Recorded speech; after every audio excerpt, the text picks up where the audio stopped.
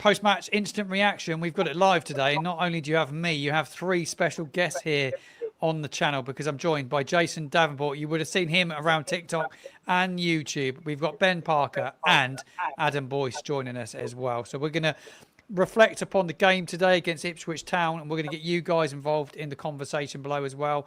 We want all your opinions and all your thoughts. Jason, I'll come to you first. Happy man this Sunday lunchtime? I think you have to be, considering how the first 10 minutes went. I think anyone would be happy that we earned a point from that game. I think there was way too many mistakes and things that need to be ironed out. But honestly, I think we could be really happy with that and we can move forward from it. Yeah, no, I do as well. Ben, big point, wasn't it, in the end? Had to come from behind as well. It was a sloppy goal early on in the game, wasn't it? I thought Quasi had a tough game today. I don't think he played very well at all. Massive mix-up with Wellington. Yeah, I agree. I mean, I think we did struggle at the back a little bit. You kind of see the Russell Martin effect still there slightly, certainly for the first 15 minutes anyway. And we kind of got out of it a bit as we went on, which was good. But you kind of still see it there, don't you? Yeah, I think a point's always good away from home. And obviously Ipswich, you expect them to be there or thereabouts come the end of the season. Hopefully they'll be second to Southampton. Yeah, hope so. Adam, good to have you on the show again, mate. Welcome back to the channel. What were your thoughts on it? Are you happy with the result? Yeah, very happy with that. He would have offered a point second game of the season at Portman Road. I would have taken that. And nice to come from a goal down as well. Will still said in his post-match interview that we don't want to get into the habit of going a goal down to then warrant getting a response out of the team. But definitely happy with the point. Sloppy first 10 minutes, but then certainly the rest of the first half, we ironed it out much better. And we'll take that. Yeah, no, absolutely. We will take that. Thoughts on the starting 11, Jason? No Downs in the squad. Damien Downs, that is the striker. Also, Ross Stewart, he misses out again through illness, apparently. He's still ill. He was ill on Tuesday night. No real target man in the side today, was there? No, but you have to think when we were last in the Championship, I think we did almost play that same kind of style. I wouldn't even say Che Adams was too much of a target man. He liked to make a run. So I think we're almost going back to our roots, really. And it kind of showed because we didn't really get many opportunities where we really crossed it in and had a target man. And the one time that we did and we had a good cross, it was Jay Robinson out of all people that scored it. So I think, yeah, I think Jay Robinson kind of took almost the role of where Downs would be for that goal. And yeah, maybe it was a bit surprising seeing people like Ryan Fraser playing almost at that right wing back, but I think he did a brilliant job. And I think that honestly, we can take so much from this. And the fact that we've got Ryan Fraser able to play in that role now, we don't have to rely on the likes of Sugawara and Bree. We have got that extra man that can kind of fill in those gaps. I think it's really important for us. No, I do as well. I want to talk about Ryan Fraser and his performance today. I thought Ryan Fraser played really, really well. Boise, give me some thoughts on Fraser's performance today because he was phenomenal, wasn't he? Oh, it was brilliant. It was everywhere, and kind of being almost like a bit of a Swiss Army knife of a player. Kind of you can really chuck him anywhere, and running his socks off. I thought it was excellent, and the difference in his fitness from last season to this season, it's unbelievable. He's shed loads of weight. You can definitely see that. And yeah, I agree. He's lost a lot of weight, isn't he? He looks like he's lost a lot of weight. Definitely. In these first two games in particular, I think he's definitely been up there for being our best player on the pitch. Hardest working by a long shot, that's for sure. Yeah, no, I absolutely agree as well. I thought he was good today. I thought he had a really good performance. Cam, thank you for joining the show, mate. It's good to have you here with us. First appearance on the show for you as well. It's a debut for you and Jason. Cam from SGM Presents. It's good to have you here, mate. What are your thoughts on it today? Yeah, thanks, Martin. A bit of a mixed bag, to be perfectly honest. Obviously, you guys just touched on Ryan Fraser, and I was like Jay Robinson that I thought had a really good game. Overall, I thought it was okay. I'm really, really happy that we walked away with a point away at Ipswich. My biggest concern was seeing the back line today, to be perfectly honest with you. Obviously, that conceding that first goal, and then there were other mistakes that didn't lead to, thankfully, anything else. But I've got to say that was the biggest downfall of us today, I believe. Yeah, that back five. They did struggle. Quasi's gone from having a really good game, Cam, against Wrexham last weekend, where I thought he looked really, really secure. And today, he looked so shaky. and got caught so many times. I thought he was quite a quick player, but he got caught quite a lot today, I thought. Yeah, he did. I completely agree. I mean, for that first goal, I don't think it was entirely his fault. I mean, it wasn't a great ball back from Wellington in the first place, but when we all saw Kwasi coming through and the pace that he does have, it was a disappointing display from him today. Yeah, no, I totally agree. I'm going to come on to you, Ben, because we were talking on text. I think you were in my live talking, and we had mentioned about Ryan Manning starting the game today. Ryan Manning was dropped. Well, he wasn't dropped. He just didn't start because he obviously started the game. He didn't start the game last weekend neither. Were you surprised to see Wellington get that nod at the start? Yeah, I was. As you said, I commented on that. For me, I think Kwasi was probably let down slightly by Wellington, and you find him having to come over into that almost that left back position to cover him. Obviously, he's on that side. I get he's covering that area, but I think for me, Wellington probably contributed to Kwasi having a bit of a worse game today. Yeah, for me, Manning should have started. I don't know why he didn't. Maybe he sees him more as a player when we have a target man on there and getting far up the pitch and getting the crosses in, better quality crosses than Wellington. But yeah, I would have preferred to see Manning start. But look, we're all going to pick different teams, I'm sure. We just have to trust that the manager knows what he's doing, and he's going to pick the best 11 start.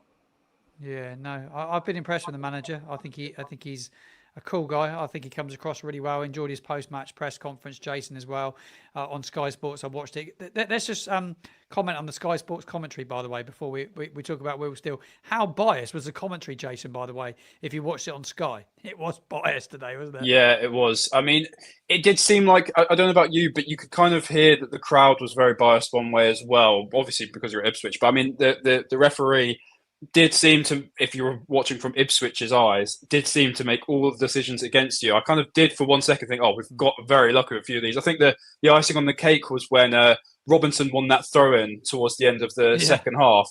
And it was just completely not our throw-in at all. And I think I can see how a lot of those Ipswich fans got as upset as they did. But then again, none of the decisions that went against them, or even ones that we kind of got, we didn't earn anything from it. They didn't get anything in return from any of their decisions. I don't think they can really blame the referee. And I think the commentary, was biased, but I don't think you can really blame that from changing the flow of the game. I think it was that's just how it works, unfortunately. Yeah, no, absolutely. A few people in the comments as well. Keep your comments coming, please. I'd love to get your opinions, get your thoughts on the result today. Adam, it was a good, all in all, to averaging 2 points per game. I would have been more than happy to have picked up 4 points from the opening two games. We haven't been defeated at the midweek League Cup game as well. Got scraped through that one as well. No defeat after a team that have been used to really losing games week in, week out. Yeah, big time. If you would have offered us 4 points from the first two games, I think any Saints fan would have taken that. And the important thing I think that we need to remember is that for these first 5-6 games, excluding Portsmouth, because we need to go and smash them up.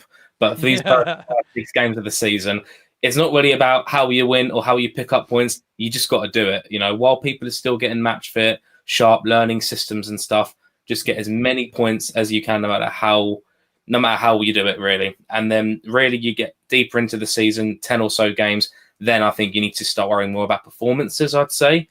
But yeah, certainly 2 games, 4 points. Carry on doing what we're doing. We'll be all right, I think. Yeah, no, I totally agree. Cam, I'm going to come to you. There's a question in the comments box below, actually, and I'm going to give it to you, actually. Hello from Hong Kong. What do you guys think about Tyler Dibbling? I'll start with you, Cam. He come on today. He's not going to be a Southampton player at the end of this window, though, is he? It doesn't look like it, but then again, it's tough to tell because everything that keeps coming that way seems to be falling through. From how he came onto the pitch, I was really happy to see him on the pitch. But I was surprised to see him in the squad.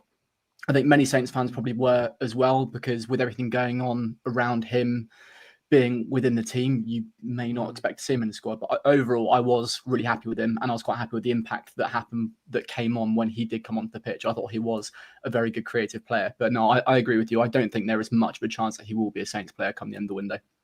No, I don't think he will be neither. Fernandez, talk about his performance, Cam.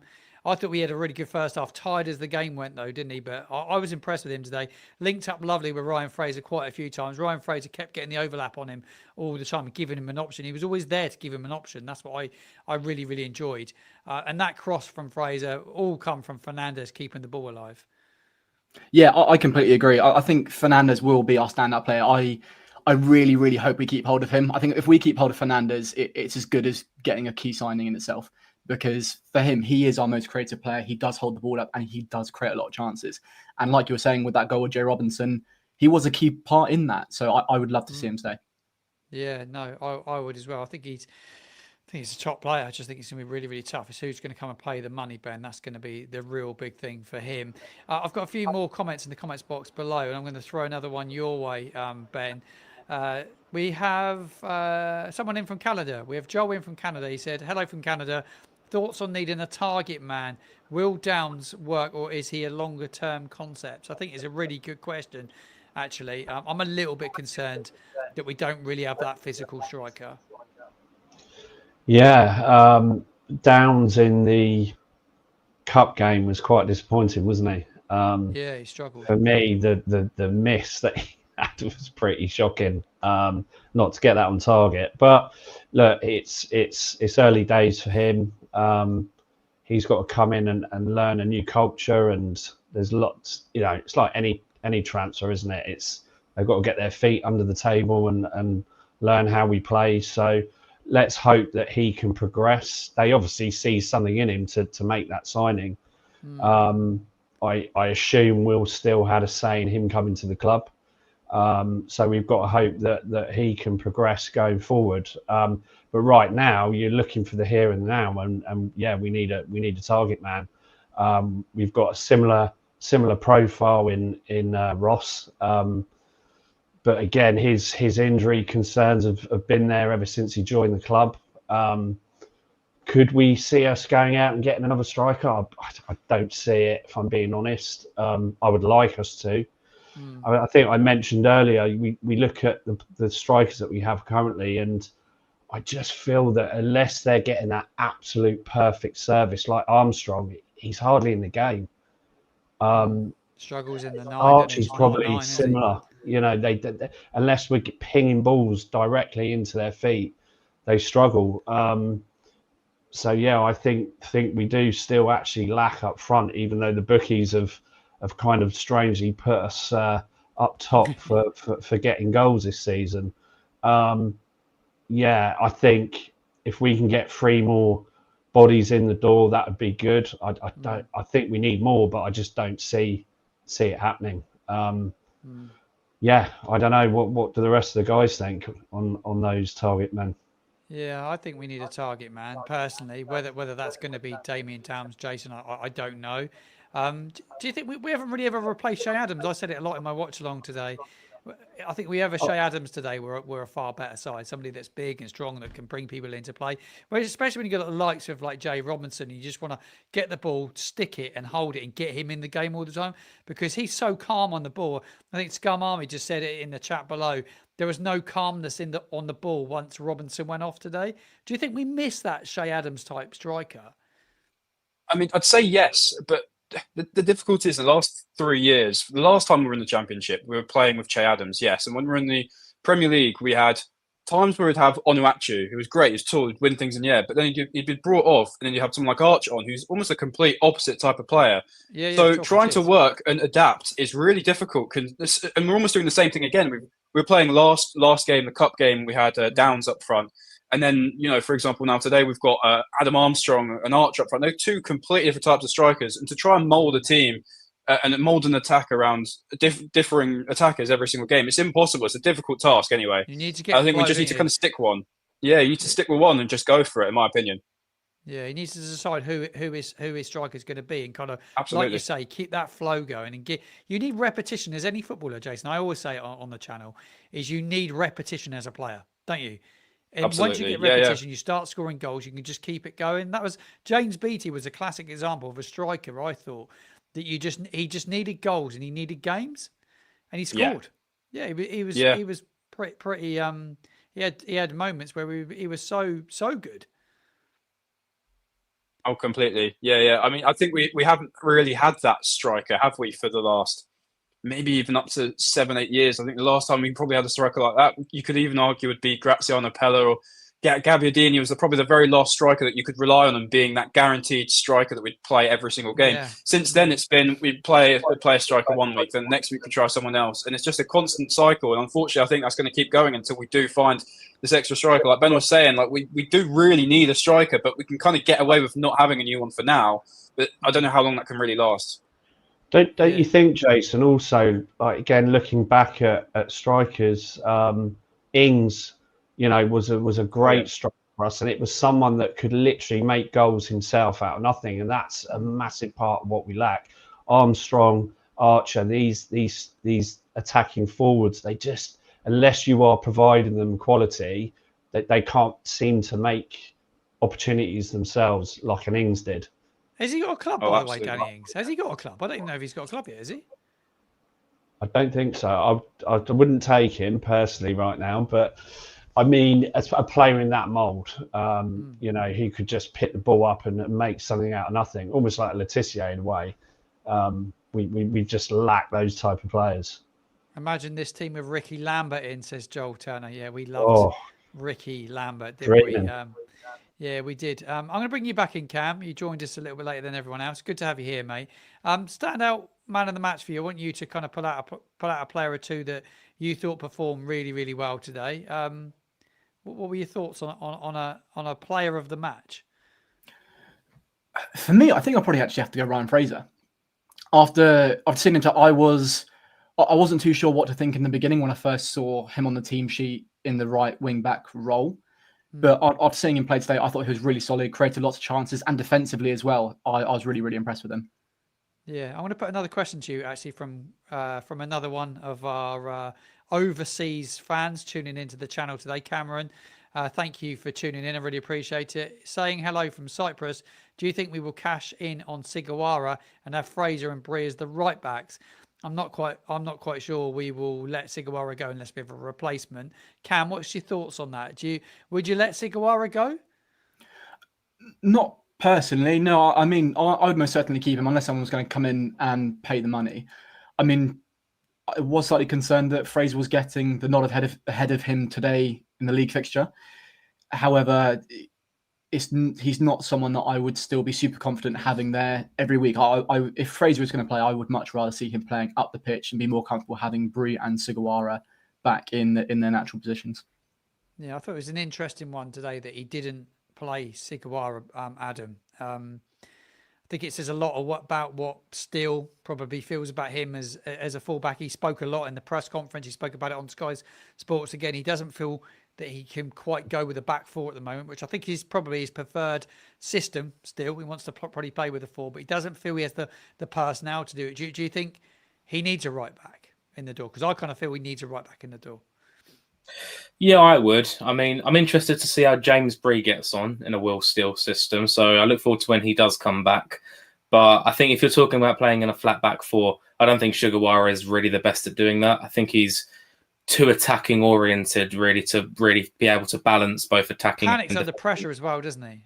He does, yeah. And I thought that when he came on today, I think he had put a ball forward that he just completely rushed it, that he could have really kept and tried to play it down on the ground. But yeah, I think he's a bit. Yeah, I think you're right. I think he just panics a bit too much in the back four. So again, I don't necessarily want to get rid of him, but if we are to lose him, definitely bring in another right back, because as great as Ryan Fraser was today, as Cam said, really want to see him playing a lot more forward with that support behind him, that we know he's a hard worker no matter where he plays. Yeah, I'm really enjoying this stream. It's really good. It's great to have some guests here as well. Absolutely phenomenal to have all of you guys come on. So can't thank you enough for being here. Make sure you do go check out all these guys on social media as well. I will link all their details in the show notes below at the end of this stream, so you can go check everybody out. We're all massive Southampton fans. We all love Saints, don't we, Ben?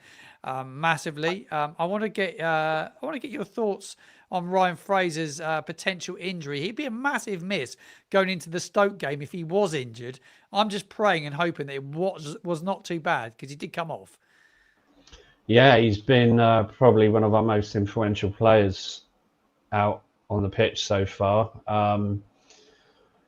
The only thing I would say is, obviously the manager has done really well to get the team very fit, because if we go back, we wouldn't have expected Ryan Fraser to be that player that's, running as hard as he is, which is great, by the way. But I think we have to be realistic, and someone of that age is not going to be able to do that every game for 90 minutes throughout a whole championship season. It's a long season, isn't it? It's a terribly long season. And, really the wings, that area is so important for us. Certainly in a Will Still team, from what I've seen so far, he's going to be relying heavily on people that can go past people on the wings and get the ball into the box. So, yeah, I think he's brilliant. I think if he's injured, long term, more than one game, we're definitely going to miss him right now.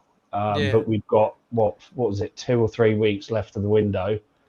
We need to do some business. What a huge 2 weeks left of this window, by the way. It's a massive the thing that worries me is the amount of players that we have in the squad currently, and it seems to be that we need to move people on before maybe we can do some business. I don't know how true that is. We're seeing a lot of rumours, obviously, in players that we're looking at, but we haven't seen any movement yet. I think you said earlier about Rodoni. We had like 48 hours, if you believe what you read, to get that deal done. We haven't heard anything, have we? So the only thing I would say is I'm liking that we're hearing rumours, but it seems to be, I think we've gone back to the old school way of being under the radar, or trying to do business under the radar. Whereas, of late, it's always been you just talk about who you're going to sign, and then other clubs can come in. And so I prefer the under the radar sort of style. So we'll see. I think, going back to your question, if he is injured, we will miss him. Certainly, he was probably, on a par as being the best player with Bazuna today for me. Yeah, no, I agree. Big save from Bazuna. There's 113 people tuning in, watching. Thank you, every single one of you, for tuning in to our post-match live this afternoon. It's an absolute pleasure to have you here with us, all Southampton fans, debating and chatting about the game today, but also talking about the transfer window as well, because it's going to be a massive couple of weeks in the transfer window. Jason, for you, what must happen in this transfer window? What, in the next 2 weeks, what must happen? I think it's especially over the first 2 league games and the first cup game, you've now worked out what players do work at this level and what players we want to see for the future. And I think a lot of players have stood out that we weren't expecting to. We weren't expecting Fraser, like we were saying before, to do as well as he has. But I think there are just a few players that I think it is just a bit too soon for them to come into a team where they're expected to be a part of a team that's going to win, or potentially get promoted, or even get just high up in the championship. I think it's up to Will Still to try and find who those people are and finding the right replacements for them before this transfer window ends. I genuinely think today was a wake-up call, and all of the mistakes that were made, all of the questionable positions that players were playing in. Ryan Fraser isn't a right wing back, but he was almost playing there because we don't have a proper trustworthy right wing back. I'd argue Bree is a better right back, but I wouldn't say Bree's a better right wing back. And I'd say Sugawara is a better right wing back, but not a better right back. It's just trying to find players like that where you don't then have to worry about replacing. You've got a secure nail in the coffin player that's just going to play that every single week, week in, week out. And I think Will still needs to use this week to find out what players we can bring in that can be those players, that we just use every single week and can be part of a team that's going to hopefully get us promoted again. Yeah. Do you think we can get promoted again? Gut feeling? Do you think we can go straight back up? I think I'd be very, very surprised if we get playoffs and get promoted again. I think if we get promoted, it will be through autos. I don't think we'd do. I think it'd be a massive ask to twice in a row almost get playoffs and then also win the playoffs. So I think we need to aim for autos. And I think if we do aim for that, that will give us our best chance. I think gut feeling saying but you can't always trust your gut, especially with this team. Yeah, never trust your gut. I've been a Southampton fan for longer than I can remember, and they've disappointed me on so many occasions. Boise, I'll come to you. Your thoughts on what we must do in the final few weeks of the transfer window? If there was 2 areas that have to be improved for you, you're probably going to say exactly what I'm thinking. Well, striker would be nice, as we've all said, obviously. Whether we're going to rely on Stuart, can we? I just Not don't at think all. Stuart's going to be fit enough. We can't rely on him and his health. You know, Damien Downs, someone said it earlier, could potentially be more of a long-term option. Not going to maybe have the immediate impact that I think a lot of us want. Cameron Archer seems to be preferred out on the wing, now. Yeah, which doesn't suit him, in my opinion. It doesn't suit him at all. Not so far. I've not seen anything that would indicate that at the moment. So I would like to see another striker, a focal striker, like, somebody who you can stick on there, who kind of brings a little bit of everything, in my opinion. And I'd say another one, probably another creative player. If Fernandez is here come September 1st, fantastic. But if he's still here, but we haven't got more reinforcements behind him, that's a hell of a lot of pressure on him to be kind of the main creative outlet in the middle. And if it's Radoni, if it's the Armenian guy, Spurtsian, I think his name is. Yeah, Spurtsian. Great, have you seen much of Spurtsian? Have you read into him much? I've read into him a fair bit. He's very creative. Very creative. Yeah. I think I saw that he one season, maybe last or the season before, got double digits in both goals and assists, which, again, not always easy to translate that over to a much tougher league. But if that's what he's all about, then bringing him in could help relieve the pressure off Fernandez, but then also offer us another outlet. So for me, another striker would be great, and just some more creativity. If it's out on the wing, even better, because Dibbling and Adozie probably gone, Yeah, it does look that way. Come to you, Cam. It looks like Sam Adozie's on his way. Also, a lot of talk around Will Smallbone. I wanted to touch upon that. Sam's in the chat below. He's a Smallbone's injured, along with Rebo's not being involved at this moment in time. Would you keep hold of Will Smallbone as a squad player this year, or do you think it's now time to cash in on him, an academy product for Southampton? It's always one of those difficult ones, isn't it? Because coming off the Premier League season we've just had, the whole point of this is we want to start recruiting. We want to start recruiting players that we know we can take back into the Premier League, because the ultimate aim really is to hit that automatic promotion and head straight back up. The thing is, Will Smallbone, he's a phenomenal Championship player. I think he's been really, really solid for us. Obviously, I think phenomenal is probably a bit too high ranking, but I think he's a really, really good player, and he's especially good to have around the squad. However, if the price does come in, there is that interest there. I wouldn't be sad if he did leave, so long as we do have replacements looking to come in, whether it is Radoni or the other guy looking to come in, because we do need another creative midfielder and a winger. Obviously, looking at Adozie and Dibbling likely leaving too. Yeah, it'd be interesting to see where Adozie goes, really. Are you disappointed to see Adozie go, Cam? Would you like to have kept him? Did you think going into this year it was going to be a big year for him? I did. I thought this year could have been a really good year for him. Obviously, coming back down to the Championship for us, there's a lot less pressure than there is in the Premier League. I do think if he was going to really break out for us, it would have been this season. I am disappointed to see him go. Obviously, there have been major concerns about his end product, but he does work hard, and he's quick as well, and he can get around players. So I am sad to see him go, especially for 8 million if he does go for that price as well. Yeah, no, I agree. Ben, standout performances from Jay Robinson already in pre-season. He's continued that form into the season. He looks like such an important player for us already, doesn't he? Yeah, and again, I don't want to sort of pour water on it. But again, he's very young, and what we don't want to be doing is hanging everything on him, putting all the pressure onto him early season. Like, I would like to see him. I actually agreed with the manager bringing him off when he did. I think he'd slowed down a little bit in the second half. He wasn't as effective. Maybe that was due to Ipswich nullifying him, maybe some. But I think that was the right thing to do, to bring on some fresh legs. I think he's a quality player. But again, we've got to, it's like Dibbling, great player. But as soon as you put pressure on the kid, and we see it in the Premiership, he had a great, I mean, I'll be honest. I'll say a handful of games. To Yeah, it be was, honest, wasn't it? for me, Yeah, you're spot on. you know, he didn't have a great season that blew everyone away, and certainly when Russell Martin had gone, for me, was non-existent. So yeah, I think Robinson is very, very good, but we need to manage him right. Yeah, you're 100% right. You're 100% spot on. Sam saying the same in the chat below. Dibbling, for me, had a handful of really good games last season, but it wasn't loads. Huge price tag put on him after, an okay season, just an okay season. Jason, it's next week. We're away. We're at home. Sorry, obviously being on the road today, but home next week to Stoke City, who've had a really good start to the season, haven't they? Stoke. They've won both their opening games. Obviously, they were at Sheffield Wednesday yesterday. Game you would have thought they'd probably go and win with Sheffield Wednesday in the situation they're in. It's going to be a tough game, isn't it? We don't genuinely do that well against Stoke at home. I think it's a weird one to predict, really, because with Ipswich, we kind of went into it thinking, oh, we've already played them this year, in February. We kind of knew somewhat what to expect. They did lose a couple of their big players, but it was still kind of the same team. With Wrexham, again, we kind of knew that they were going to have that momentum of coming into the Championship. We knew that they were going to fight hard. We knew that they were going to try and win that game as best as they could.